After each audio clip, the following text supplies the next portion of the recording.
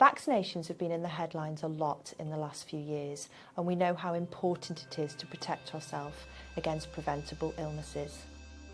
Diseases like meningitis haven't gone away, and we need to make sure that others like diphtheria, tetanus and polio don't reappear either. That's why you'll be offered your teenage boosters for diphtheria, tetanus, polio and meningitis in School Year 9.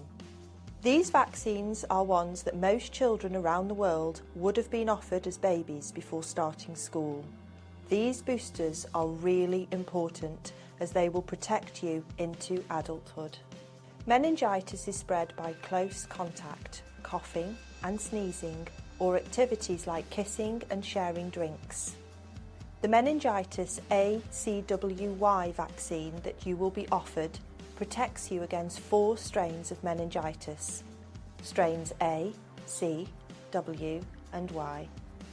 Getting one of these strains can lead to inflammation of the lining of the brain, blood poisoning or serious life-changing conditions such as limb amputation, hearing loss or brain damage. The vaccine's very effective at preventing these diseases.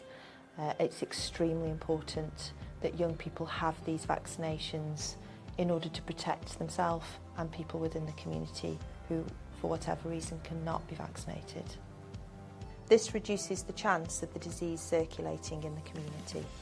If you want to go to university, the advice offered by the UK Health and Security Agency is that all students up to the age of 25 should be vaccinated against meningitis ACWY before the start of your studies.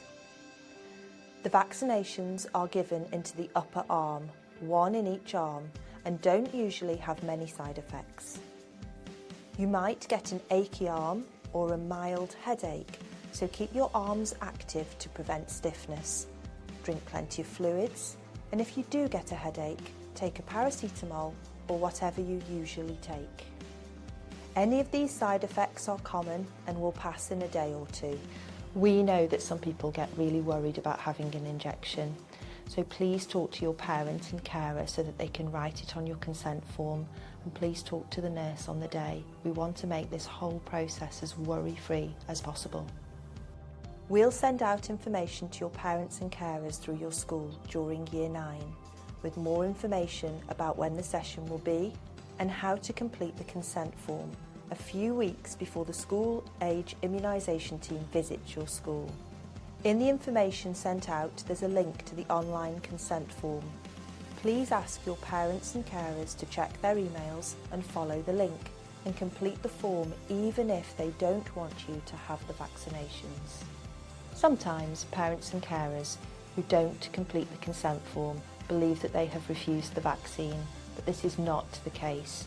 So please complete the consent form so that we know their wishes and yours. Pupils in secondary schools can also consent for themselves if they have a good understanding of the risks and the benefits of having the vaccinations and if they want to be vaccinated.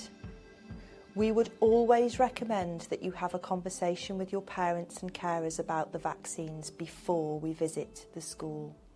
If you would like any more information about the vaccination programme for teenagers, please visit the NHS website.